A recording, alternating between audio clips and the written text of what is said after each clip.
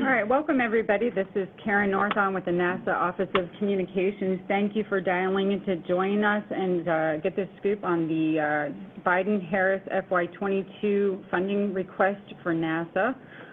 Today we are joined by NASA Administrator Bill Nelson and Acting Chief Financial Officer Steve Shinn.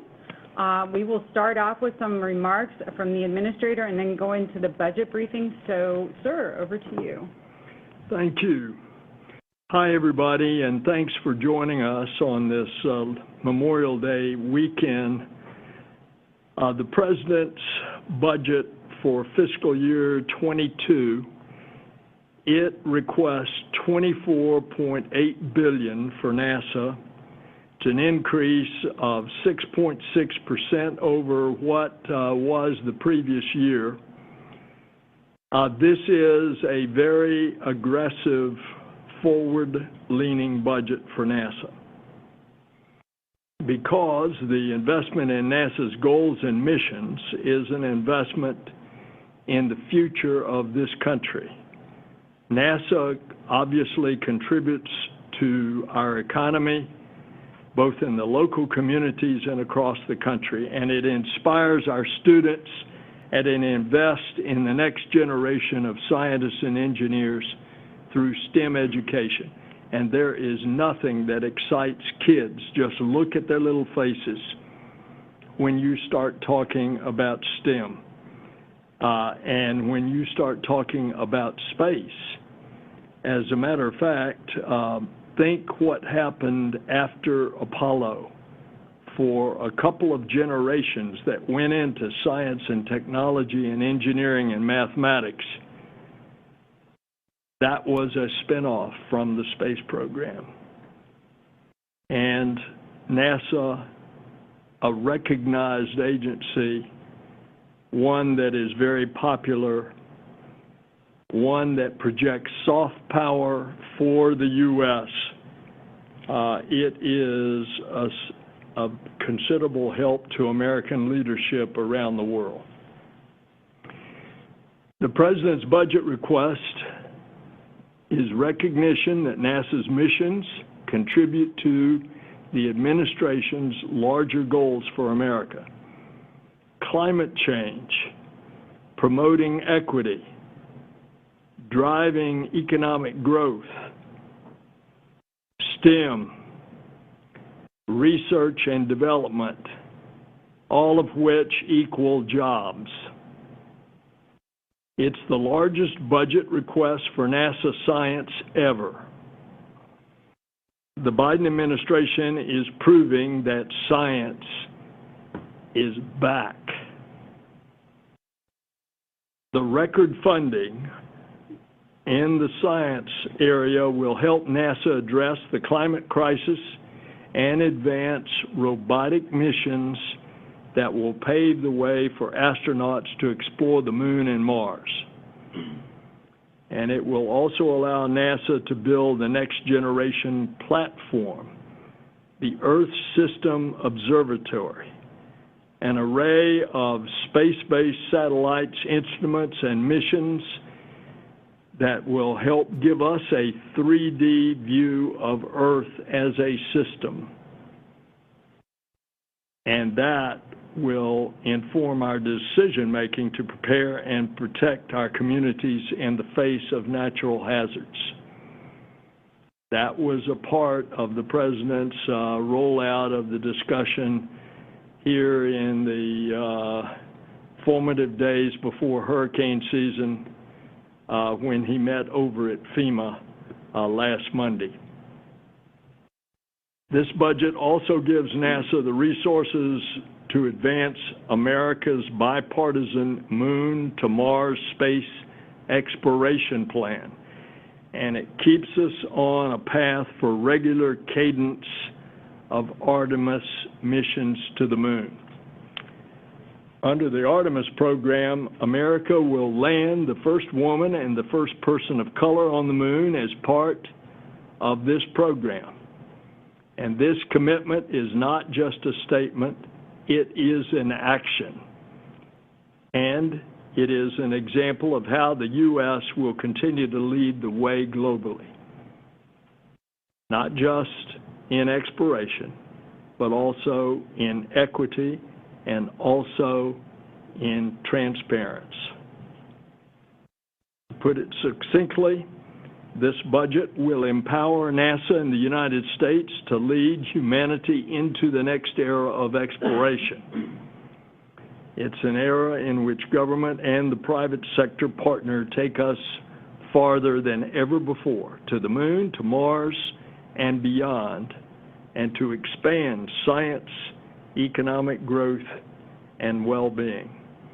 And I might say that as we get toward the end of the year and we launch the James Webb Telescope, just to give you an idea of how far advanced that is, the telescope will peer back into the beginning of light 150 million years after the Big Bang. Consider that the universe is 13.5 billion years old. We will be looking back at the first % of the life of the universe and the light emanating from that. And we will see the first galaxies formed as a result of James Webb. So with that, I'm proud to hand it over to NASA's acting CFO, Steve Shinn. Take us through the details. All right, thank you, Senator Nelson. Yeah, we're very excited to be here today on the budget release day. The prior chart that was up was really demonstrating how we directly support our administration's priorities. As Senator Nelson mentioned, our top line for FY22 is $24.8 billion. That shows extraordinary support from the Biden-Harris administration, and our activities really align quite well against the priorities of this administration. We'll talk about this in some future slides, but I'll just mention a couple things of note. As Senator Nelson indicated, we have a robust earth science budget, about $225 million more than was enacted for FY21. And we're not just talking about climate. When we talk about climate, it's not just earth science. Aeronautics plays a huge role in addressing the climate crisis, partnerships for green aviation, improving overall aircraft efficiency. Also mentioning in terms of aeronautics that that plays a huge role in driving economic growth. The airline industry generates about $1.7 trillion of impact to the United States economy. And obviously through NASA, we're a leader in green aviation, advanced space technology, and even encouraging small businesses' success. So the chart that you see on the screen now, Artemis is our sort of introductory slide, landing humans on the moon. I think one of the most exciting parts, but certainly not the only exciting part of this budget, is the strong support for Artemis and NASA's efforts on the moon to land the first woman and first person of color on the lunar surface. These charts are showing you a regular presence on that lunar surface and a regular cadence to those missions. Everything in the picture that we saw on slide 3 is in the current budget request. What's also important to note is not everything that was on that prior chart is human exploration related. Science as well as space technology are all working toward that common goal. Again, the picture that was on that chart is showing the Artemis missions and how their cadence is planning to go. You'll notice in the upper right that Artemis missions 3 to 5 include that cislunar buildup, as well as an initial crew demonstration landing with the human landing system. And there's a number of factors that are going to contribute to how we're going to get to the moon. What we have really enjoyed at NASA thus far is extraordinary bipartisan support for all of NASA's portfolio, including the Artemis and lunar activities. So we're looking forward to continuing that as we go forward through our initial crew demonstration landing and into the human landing system. When we were talking about the Artemis base camp buildup, The important thing to mention there is it's looking to move from capabilities to sustained operation. Our industry partners as well as international participation is really important and critical as we achieve a regular cadence of missions. And along with that sustained presence on the lunar surface, we're going to keep learning about living and working on that lunar surface for extended stays, performing technology and operations demonstration that will ultimately reduce the risk and help us with Mars. So we are so excited to talk about the numbers. We had it on the screen. It went away for a moment. Slide 5 is our actual agency president's budget request. We'll get that slide up in a moment. There's just a lag delay in where we're getting to. So I'll talk in generalities, and then we'll see the numbers in just a moment. First and foremost, again, it's a $24.8 billion effort or request for FY22. That is a $1.5 billion increase over FY21 levels, which is about 6.6%. Also worthy of note is that is about another $2 billion higher than our FY20 enacted numbers. So you're seeing a steady level of support for the overall NASA mission. The out years are following an inflationary index at about 2.1%. It varies a little bit year over year, but around 2.1, 2.2% for those out years you see from FY23 through 26. A couple other really important things of note is that, as Senator Nelson alluded to, it's our largest science budget ever. $631 million more for science than the previous year, including that $250 million Earth Science upper, and funding for Earth Science missions like Clario, Pathfinder, and PACE, which we'll talk about a little later. It also funds the Mars sample return for as early as a 2026 launch. And there's also a 30% increase for space technology, so that's about $325 million, including 287 of that is funding small businesses, which is a $60 million increase for small businesses as we look at how we can encourage their growth in space technology. And we're extremely excited to talk about STEM, and our proposed budget for STEM is $147 million this year, which is, again, an increase over prior year enacted. All right, next slide.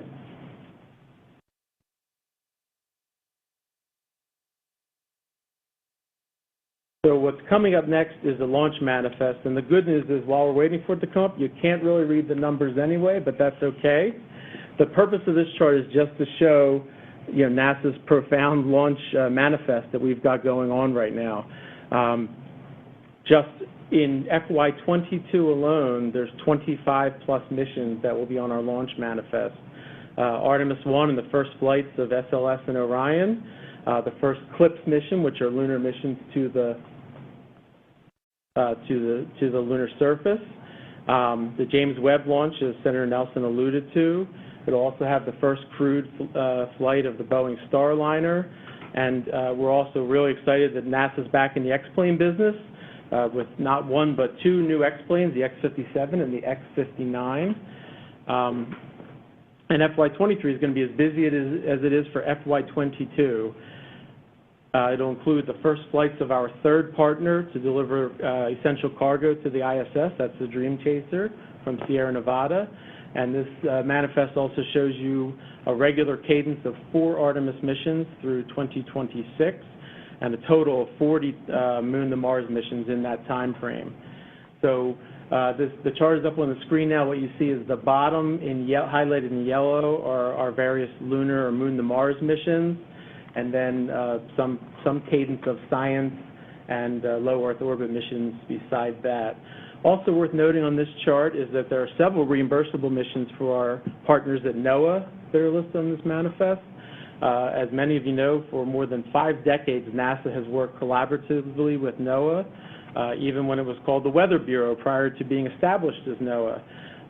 And we help them create environmental satellites that have been integral to life-saving weather and climate forecasts for the United States. So an amazing partnership there, and we're looking forward to those future launches. Next slide.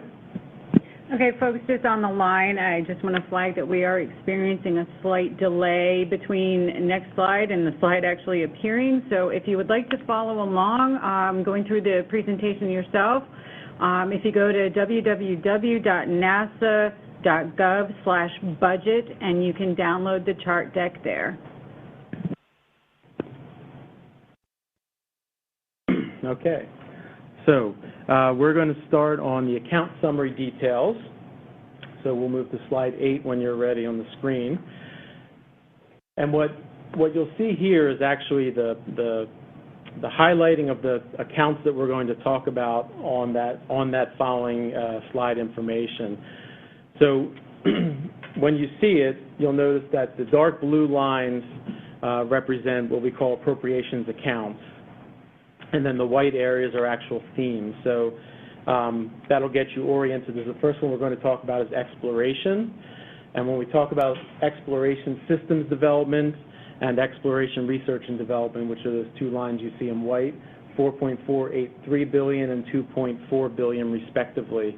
Exploration systems development is going to be funding the backbone of all of our transportation, including the SLS, which is the most powerful rocket ever built. The Orion that's going to be keeping our crews safe for exploration beyond LEO and deliver them safely back to Earth, and then also the exploration ground systems that are needed to integrate and launch SLS and Orion. On the exploration research and development side, that's going to fund the systems that will explore the moon after the ESD delivers us there. That includes Gateway, which will be in the lunar orbit, the human landing system to transport our crews to and from the lunar surface, and then surface systems including power, spacesuits, habitats, and mobility. So a lot of exciting things in this particular budget line. So if we go to the next slide, we can show a little more detail. So as I mentioned, this account includes Orion, SLS, and EGS for a total of $4.483 billion. Pause for the lag for just one moment to see if it catches up. I will mention, you can see it on the slide that may still be on your screen right now, is that it looks relatively flat, but essentially what it's looking at is that we decrease in the out years as we transition from development to production and operation. So that is what we'd expected. Also in this line items budget, for the first time ever in the President's budget request, we're funding Block 1B for SLS, and that's in that $2.487 billion line that you see there. So again, I mentioned most of these numbers, but $1.4 billion for Orion, $2.4 billion for SLS, and then $590 million for the EGS systems. Next slide.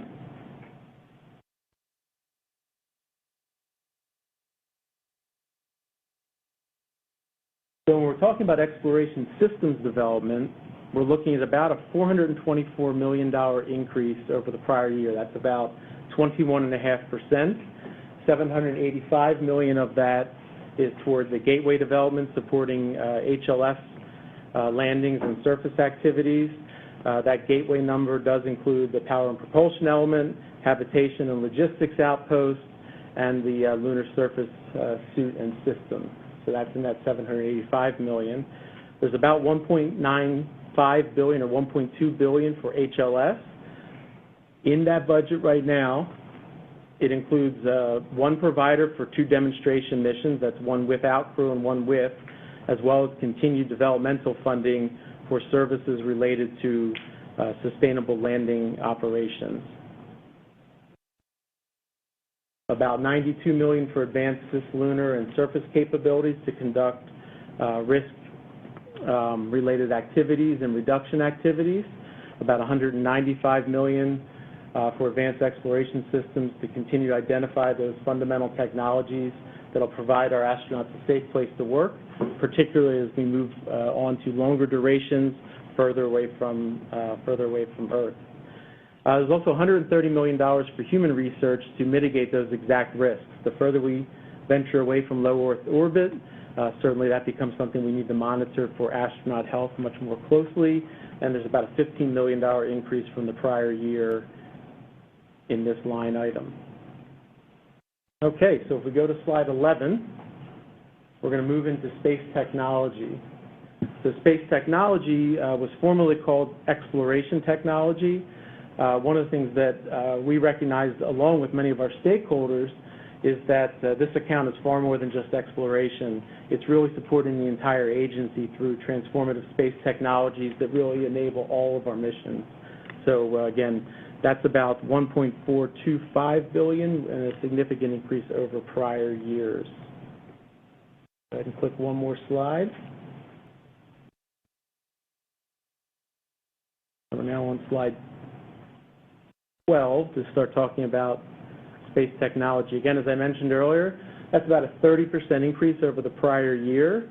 $502 million of that is for technology demonstrations, and what you see in the upper right image there is actually OSAM-1. And also in that budget, it's going to include things like cryogenic fluid management, fission surface power, and I'll pause on that because fission surface power is a critical near-term priority that we need for lunar surface habitability. And while this request does exclude specific funding for nuclear electric propulsion and nuclear thermal propulsion, it's worth noting two things. One, that fission surface power does provide a feed forward toward nuclear electric propulsion, and then the cryogenic fluid management is a feed forward from nuclear thermal propulsion. So addressing our immediate needs, but also looking to future technologies to advance our overall agency mission. The $491 million for technology maturation includes nearly $200 million for sustainable living and work far from Earth, including in some cases space technology payloads that support our FY22 CLPS lunar flights. So again, you're seeing a continued theme of collaboration amongst all portions of NASA, from exploration to science to technology. So we're really quite excited by how we're using these funds to partner across the agency toward common goals. Also mentioned, we're really excited about that last line you see on this chart, $287 million for small businesses and disadvantaged businesses to encourage and spur innovation, research, and technology transfer. And that is about a $60 million increase over the prior year. And we're partnering significantly even with our Office of STEM Engagement to help reach those underserved communities and moving this forward as we can help support NASA's mission in human exploration, science, and aeronautics. All right, next slide.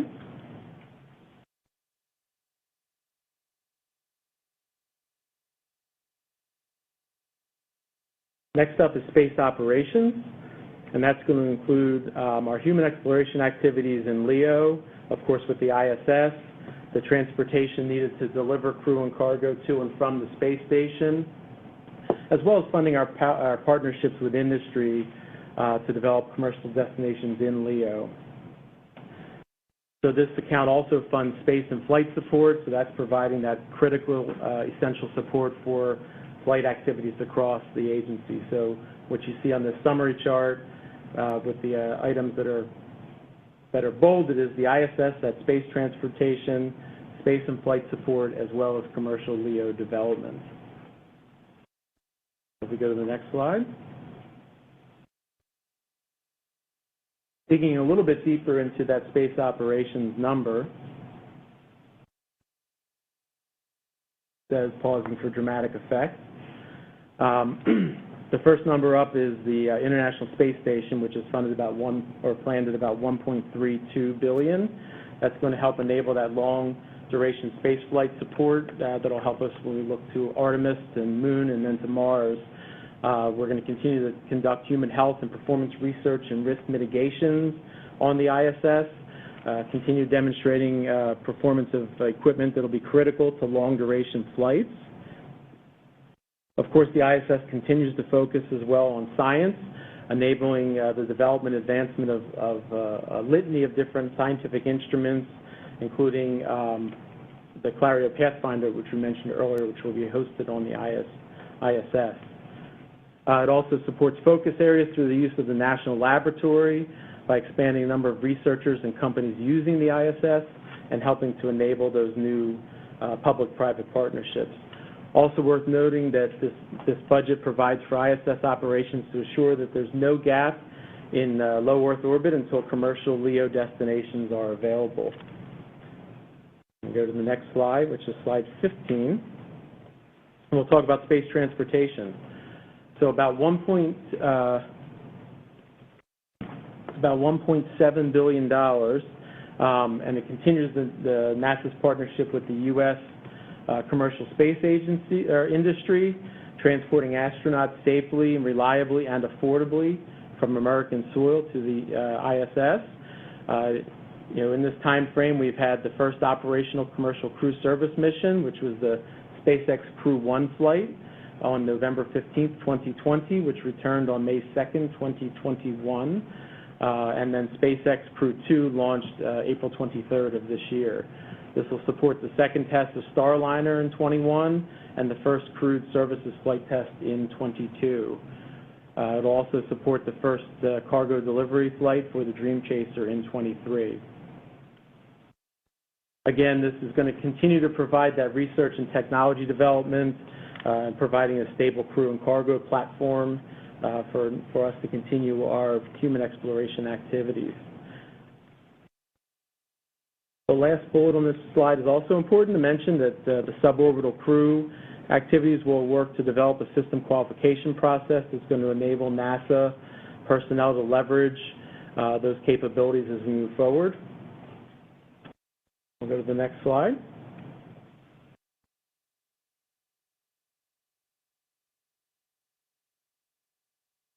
When we talk about space and flight support, which is a little over $800 million, $523 million of that is for our SCAN organization, or Space Communications and Navigation, and they're responsible for providing those critical communications and navigation supports for all of our NASA missions.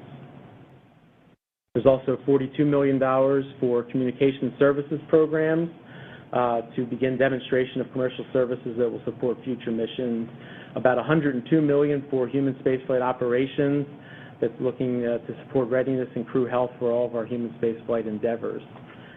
About $103 million for launch services that's providing a safe, reliable, and cost-effective launch vehicle acquisition for over 70 NASA spacecraft missions in various phases of development. So what does that mean? We're talking about this $103 million is going to be funding to support continued certification of our new commercial launch vehicles as well. And just it's important to note that rocket propulsion testing supports not just NASA's needs, as shown in the image when you saw the SLS core stage firing, but it also helps NASA support the needs of our commercial partners. So again, critical activities that this budget supports. And we'll go to slide 17. And we'll talk a little bit more about commercial LEO development. About $100 million in this budget on slide 17 to support commercial LEO development. Sorry, 19? Oh, it's 18, sorry. So that's a relatively small dollar amount, but it's vital to assure continued U.S. presence in LEO in collaboration with our industry partners. If we don't do this properly, there will be a gap in U.S. LEO operations. All right, next slide.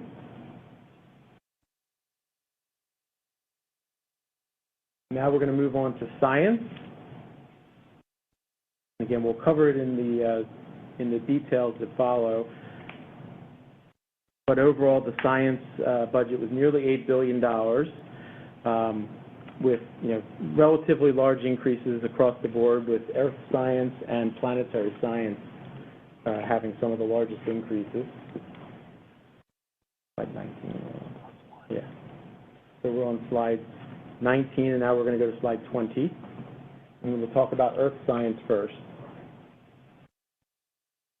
So as I mentioned earlier, it's about a $2.25 billion earth science request for FY22, and that initiates the Earth Science Observatory that Senator Nelson alluded to a few moments ago. It's going to help us understand the Earth systems and observe the effects of climate change. Right now we've got 4 core strategic missions that we're going to launch in this decade as part of that Earth System Observatory.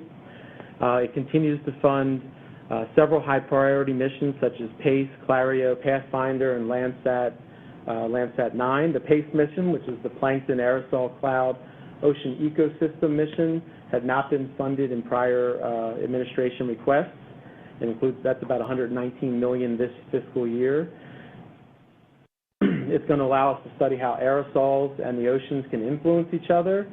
One of my favorite instruments, the OCI instrument, which is the Ocean Color instrument, can look at supporting the analysis of our overall ocean health. So again, really critical scientific contributions, and we're looking forward to them.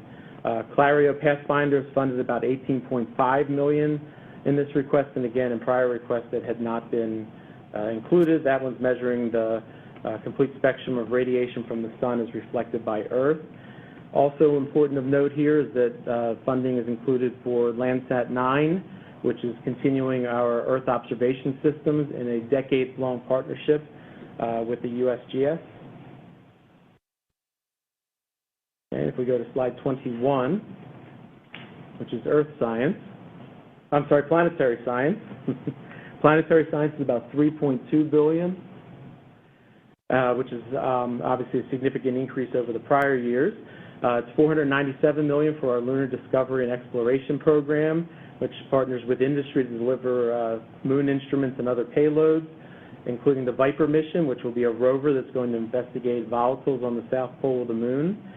Also part of this 18% overall planetary increase is about $653 million supporting a Mars sample return mission as early as 2026 and begins the planning for a Mars ice mapper mission.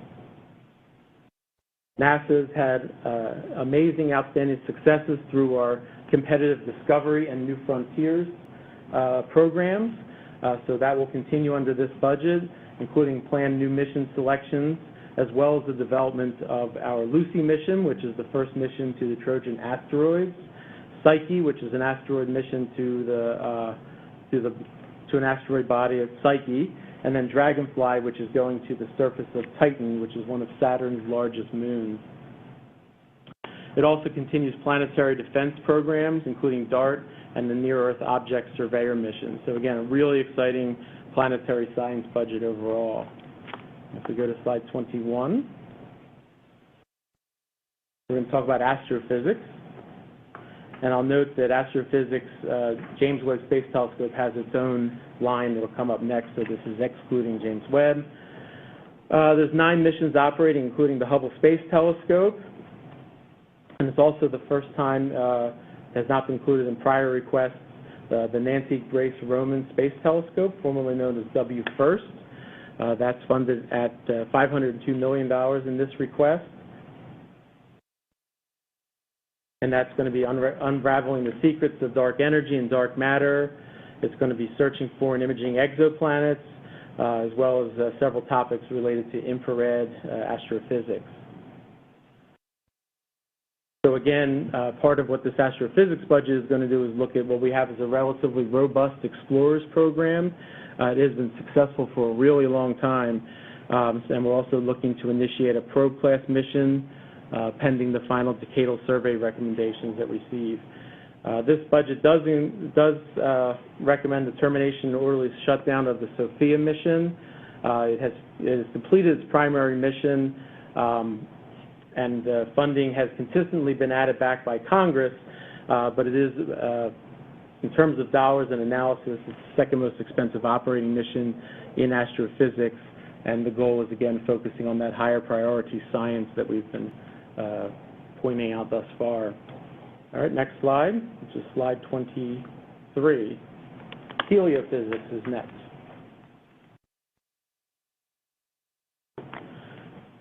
Heliophysics had about a $45.7 million increase for just under $800 million in total over our FY21 enacted numbers. In terms of heliophysics, there's a great deal of new and innovative missions. There's actually a historic number of missions on orbit and in development within the HEO portfolio. This budget does support the development of the Interstellar Mapping and Acceleration Probe, or IMAP, as well as the Geospatial Dynamics Constellation missions. Again, following the theme I mentioned earlier, about some of the competitions and principal investigator or PI-led explorer selections. We've got a robust cadence plan within heliophysics, and you can see a couple of them listed there on the slide that are coming up. And then there are over 18 missions in operation right now in our heliophysics portfolio, including ICON, Parker Solar Probe, and the Solar Orbiter collaboration. There's also been an increase in recent years, and we're continuing it in this budget, of innovations and planning via the use of CubeSats and SmallSats. We're also looking at an enhanced rideshare program and even focusing some of our efforts on the heliophysics technology program. And then finally, I'll mention that it improves NASA's capability to study and predict space weather, which protects our astronauts, our satellites, and even our technologies here on Earth. The Space Weather Instrument Hermes will be part of the Artemis Gateway. And again, you'll see that collaboration I've alluded to quite a few times already, combining science and human exploration goals into a more cohesive strategy for this agency. The next slide is 24, specifically about the James Webb Space Telescope. And as Senator Nelson mentioned, this is going to look further back in time than ever before by exploring the infrared spectrum. Now, the Webb budget is decreasing, but that's as we're moving from development into operations. And we're right now planned for supporting a launch date of late October with a start of science operations May of 22. Worth note that we're watching 2 upcoming launches of the Ariane launch vehicle that'll help determine launch readiness for our own James Webb Space Telescope. Okay, so next slide is slide 25. Relatively small budget, but critically important is our biological and physical sciences. It is $30 million higher than the prior year, about a 37.9% increase over 21 enacted. And this is the first year we're showing the transfer of management of this element that moves from HEO and ISS over to the Science Mission Directorate. We'll pause for a moment. Go ahead when we're ready. We're going to go to slide 26, which is starting aeronautics.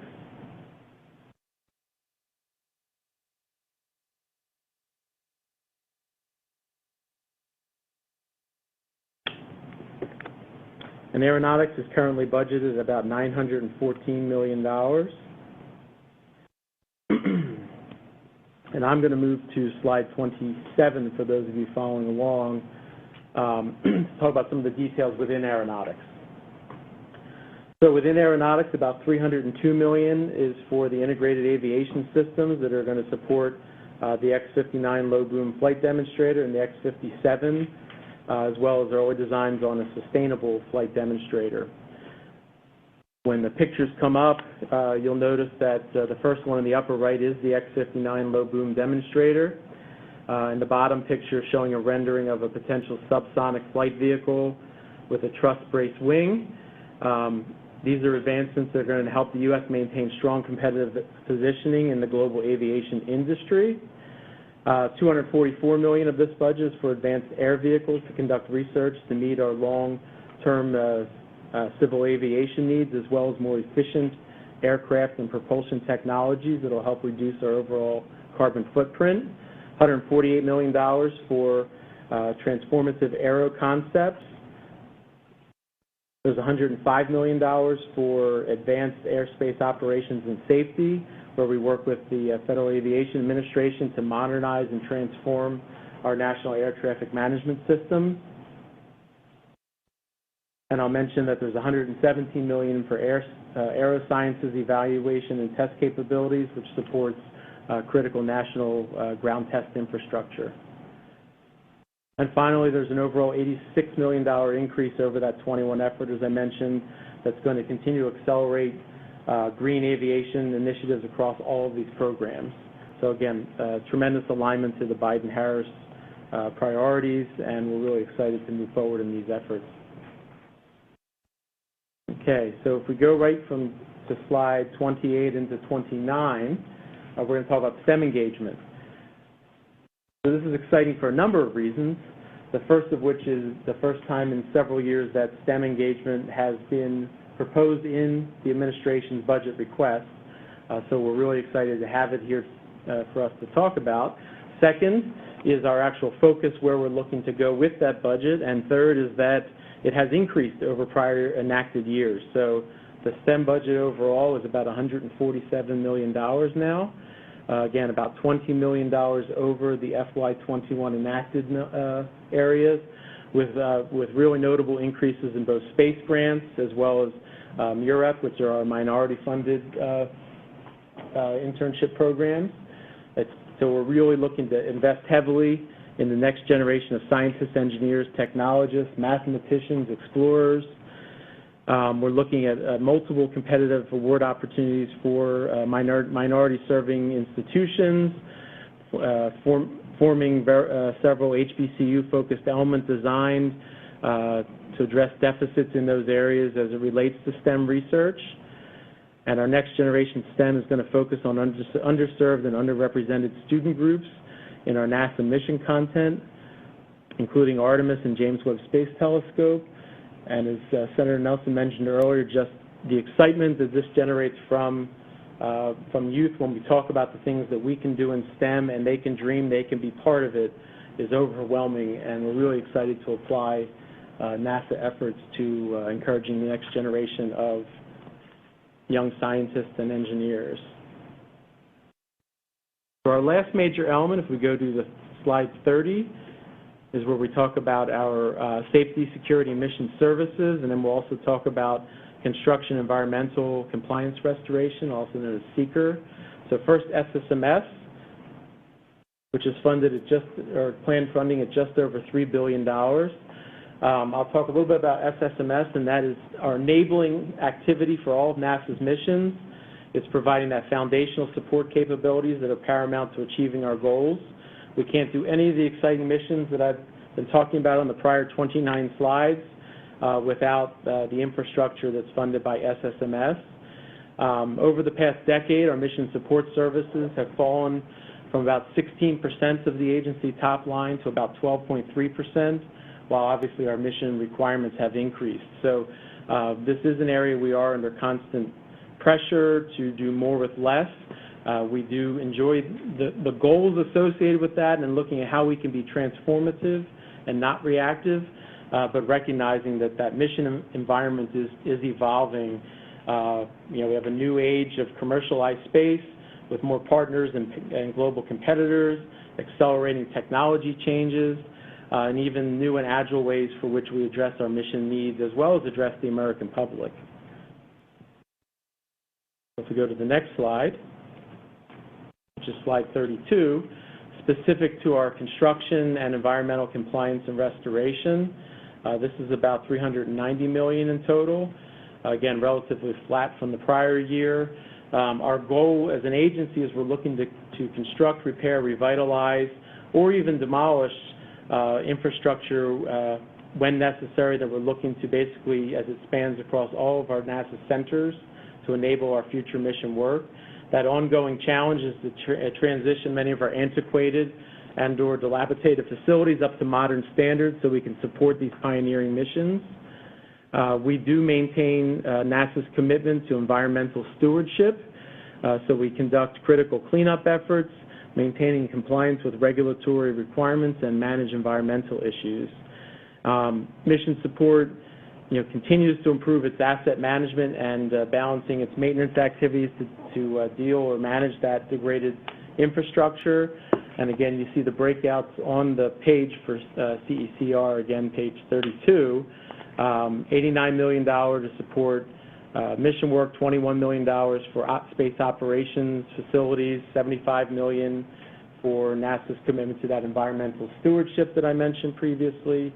And again, we continue to balance maintenance, repair, and construction activities in the context of that growing backlog of deferred maintenance.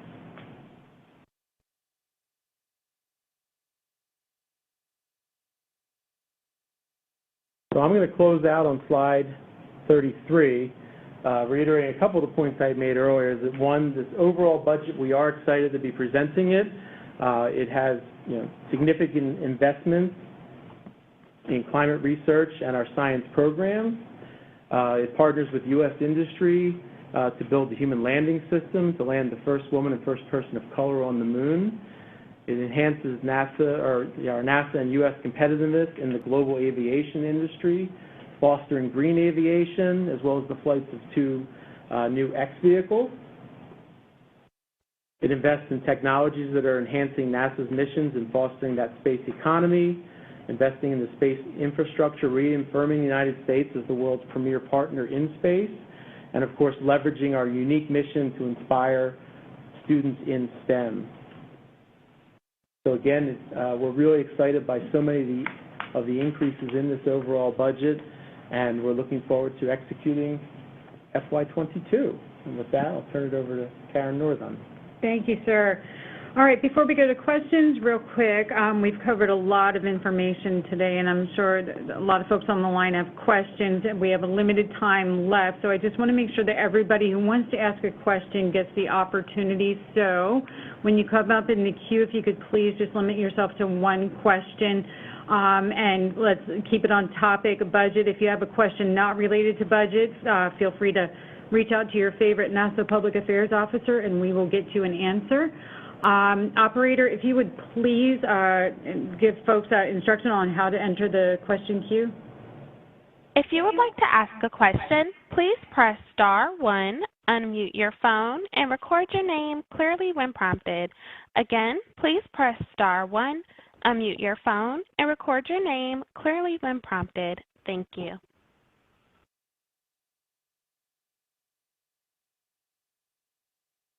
And we'll go ahead and get started with Jeff Faust with Space News. Good afternoon. Question about the Human Landing System budget. You're requesting nearly $1.2 billion for that in FY22. Is that based on the assumption that you would have the one Option A contract that you have previously awarded? And what would happen if you are directed by Congress or by GAO or whatever to make a second Option A award? Thanks. Well, that is exactly right, what you just said. That is based on the budget award. There has been expressed, as you have seen, as the committees have been deliberating.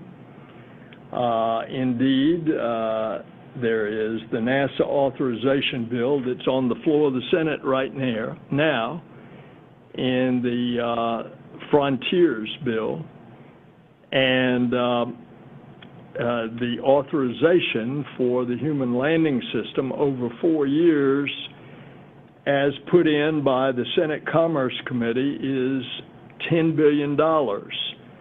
That would be over the President's budget of approximately $7.8 billion over 5 years.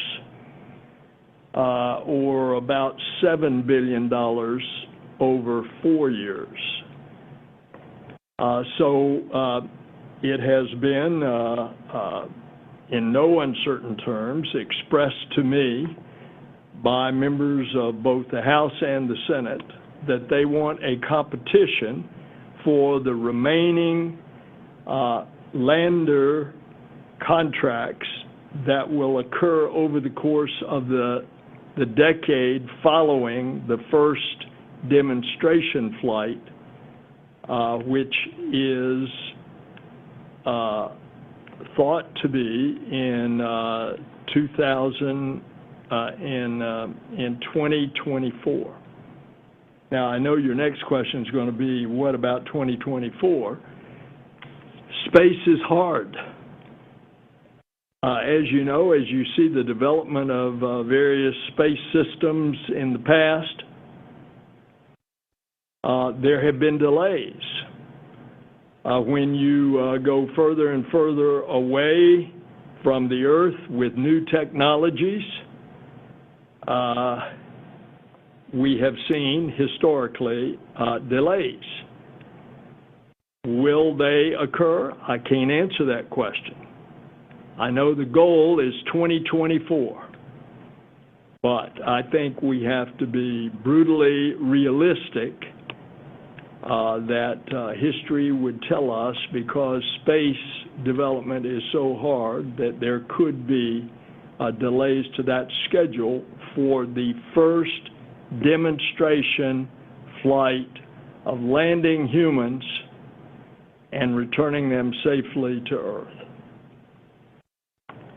Thank you, sir. Next on the line is Marcia Smith with Space Policy Online. Hi, can you hear me? Yes, ma'am. Okay, I actually have a very narrow question about the commercial crew budget. There's $154 million in there that's above and beyond the $1.6 billion, which I gather is to pay for the actual services. And I'm curious, what is the $154 million for? And does that go to SpaceX and Boeing, or is that to companies that might want to compete in the future? Yeah, that's actually for the program management. So that's for the NASA management line to manage those efforts that you see on the previous line. So that's the all the things that we do here at the agency in support of those missions. All right, Ken Kramer with Space Up Close. You are up next. Go ahead. Oh, wow, thank you. Well, first of all, Bill, congratulations on becoming NASA Administrator. My question is, maybe you could talk about the lunar rover that we hope to have for the Artemis 3 mission. When will you put out an RFP for that? And do you hope to have a rover of any type for Artemis 3? Thank you.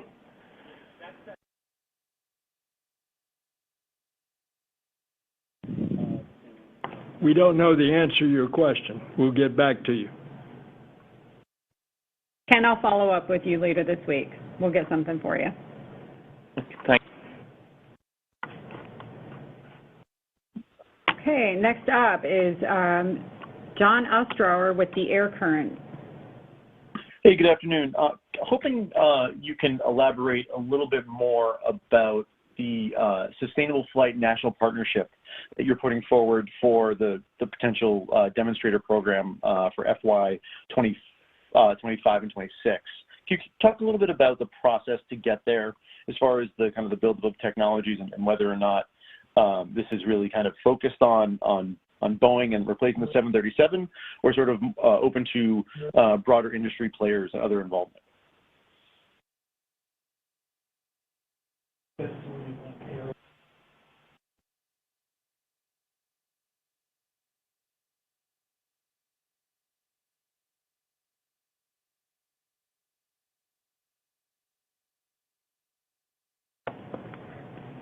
Yeah, we can get back with some further details, but it is not aimed at a specific provider, but it is the next generation of aircraft management. Okay, next up is Vlad Pavlov with TASS News Agency. Your line is open. Go ahead. Hello. My question is for Mr. Nelson. First of all, the head of the Russian Space Agency, Dmitry Rogozin, invited you to visit Russia to discuss future cooperation. Are you going to accept this invitation and visit Russia? And then just a quick follow-up on the budget itself. So last year, NASA said in its budget request that it will continue to purchase Soyuz seats for crew transportation until domestic capability is available. So what about this year's request? I haven't seen any mention of the purchase of seats in this request. I've only seen this idea of exchange of seats without any actual purchase, any transfer of funds. So could you just clarify that? Thank you.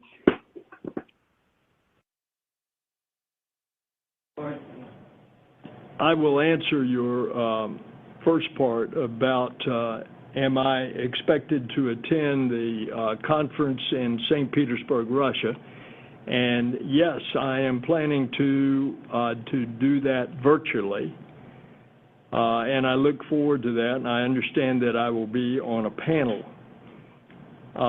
Your next question of several was about the relationship. I think the relationship between Russia and the U.S. in space has been exceptional ever since in the Soviet Union a Soviet spacecraft and an American spacecraft rendezvoused and docked, and the crews lived together in space for 9 days. and we have been cooperating in space ever since. We built the International Space Station together. Russia is a vital partner to the space station, and I expect Russia to continue. And I look forward to our discussions about the continuation of that extraordinary relationship in times when things might be a little more difficult on the face of the earth. We seem to be getting along pretty good in space. And the last piece I'll add to that was the question about Soyuz seeds. This budget doesn't have any planned purchase of Soyuz seeds. However, we still have reciprocity agreements for us on your vehicles and vice versa. So again, no planned Soyuz purchases, but we still have the planning to use those vehicles either way. All right, thank you, gentlemen. Well, we have gotten to the end of our time. I just want to remind folks that budget materials are available on www.nasa.gov/budget. If you have follow-up questions, feel free to reach out to me at karennorthon@nasa.gov. And thank you all for joining us today, and I hope you all have a great Memorial Day weekend. Operator, if you could please give folks information on how to access the instant replay. Thank you. If you would like to access the instant replay, please dial 888-568-0161. Again, 888-568-0161. All participants may disconnect at this time. Thank you.